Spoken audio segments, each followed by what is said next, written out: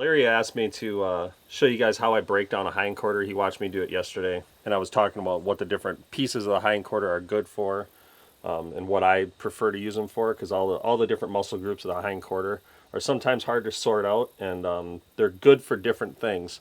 Certain parts of it are good for steaks.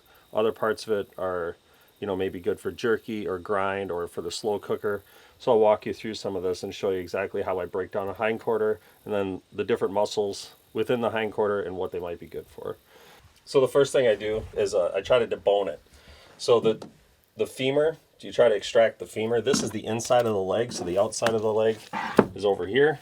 I lay it so the inside of the leg is up, and I want to cut out the femur. Now the femur, I think you could easily make the mistake that the femur sits in here like this, but the femur actually comes right out to this point.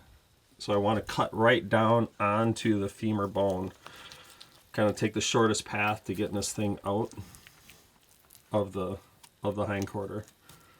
So there's the bone. I'm right down on it, and then I just fillet the meat off around it.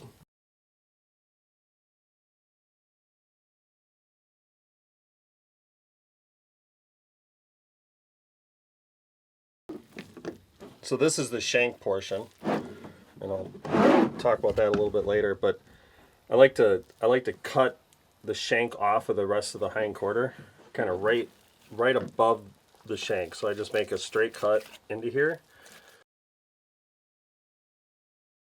I work around so I can get the rest of that bone out.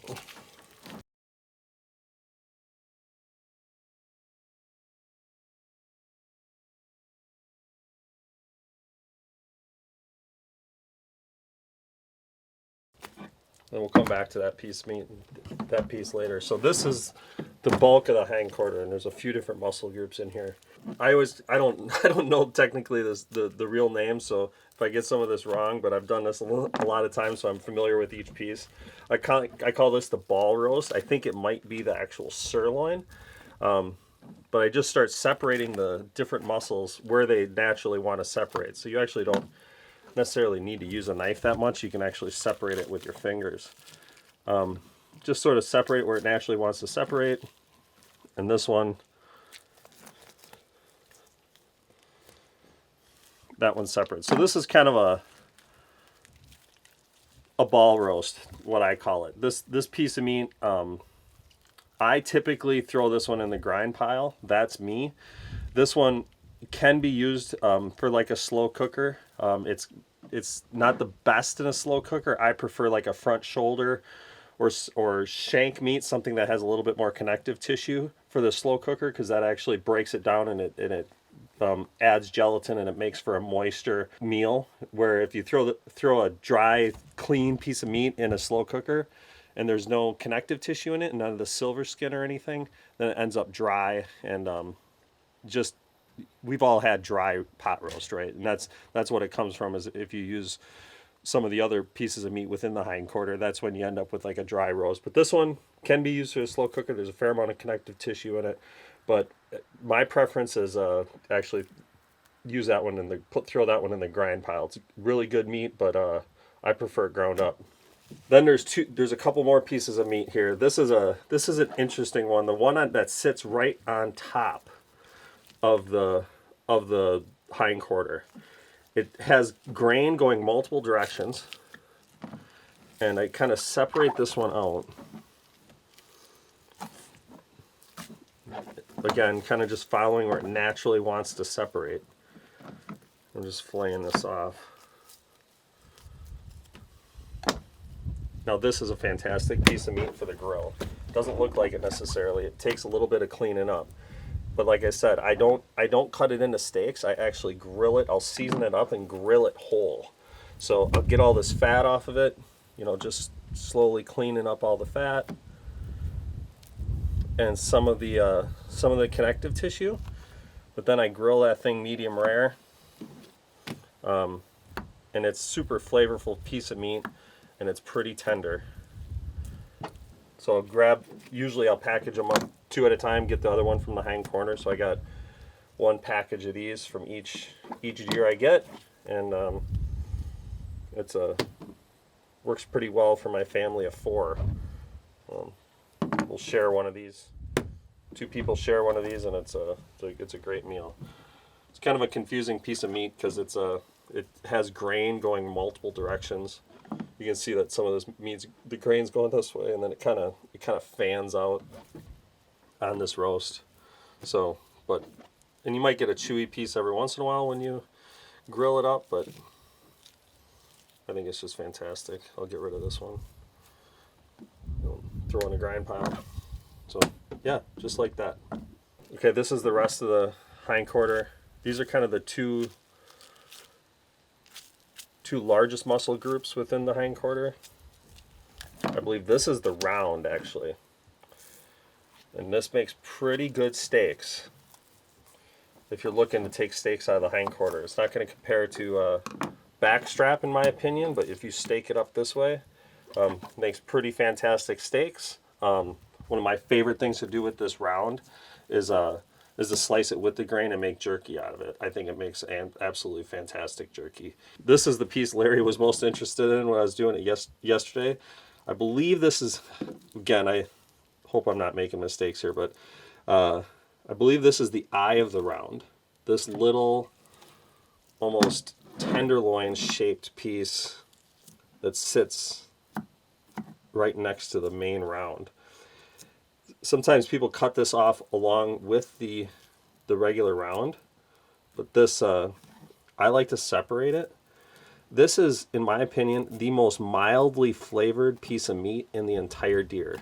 So if you have somebody in your life that doesn't like venison because it's too strong in flavor, and maybe they use words like gamey to describe venison, this is the piece of meat to feed them. Especially if you're able to hang the deer for a little bit and get a little age on it, and this piece of meat gets really tender.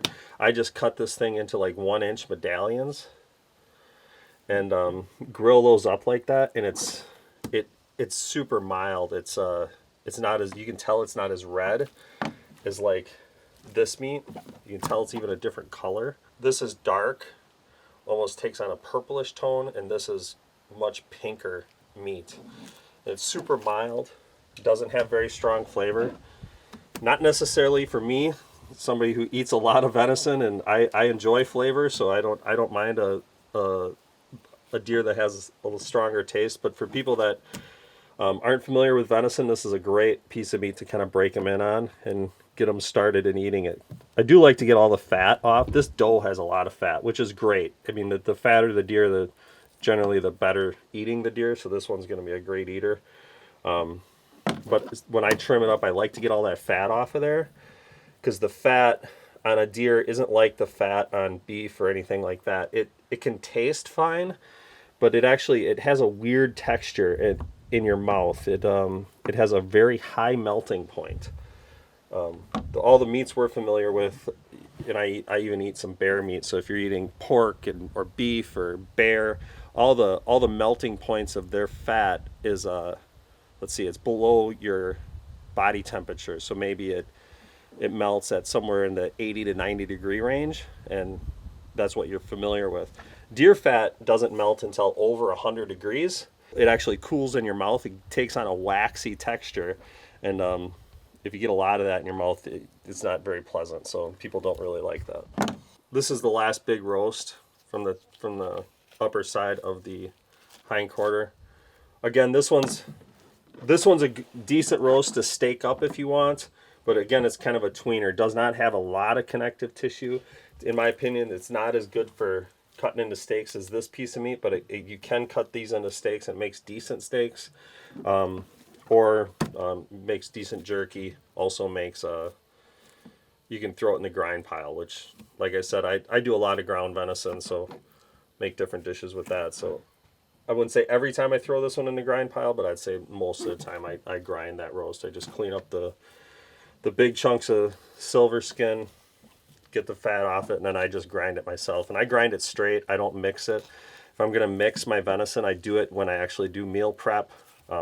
I'll mix it then by mixing it with some sort of fat or fattier meat like pork or kind of fatty beef.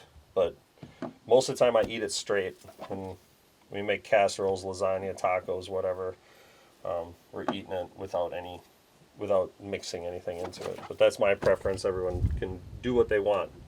I've definitely had people that mixed beef fat into venison and makes a pretty good product. So to each their own. The last piece of meat are the shanks. So I ended up with kind of a couple pieces of the shanks here, or that we could throw in with the shanks. Now the shanks are that lower part of the leg. It's full of connective tissue.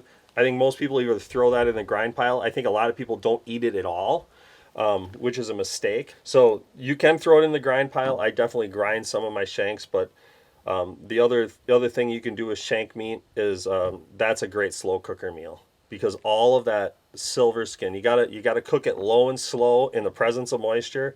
Technically I think that's the method called braising, but that's what you're doing when you use a slow cooker most of the time. So throw that in a slow cooker and let it cook all day, and all of this silver skin and all this connective tissue in between all these different muscles breaks right down, turns into gelatin, makes for a nice kind of silky smooth moist slow cooker meal. So don't throw those lower legs away. Give them a shot. Just if you know what the name of the cut is, it's called a shank, and you look up online shank recipes. I think most of them will, some way, shape, or form, will braise these down, and super flavorful, and makes for a great meal.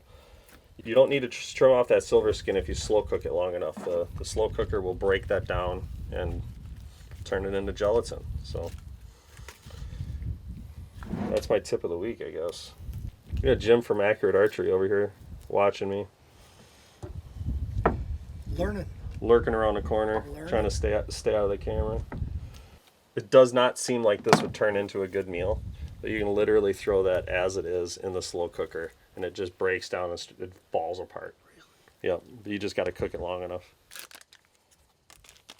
We'll get this cleaned up a little bit, and then we're ready for the next year. I think one of the keys to enjoying venison and really turning it into kind of a staple in your diet is learning those different cuts, and learning what they're good for and what they're not good for, because each cut is different. All venison isn't the same.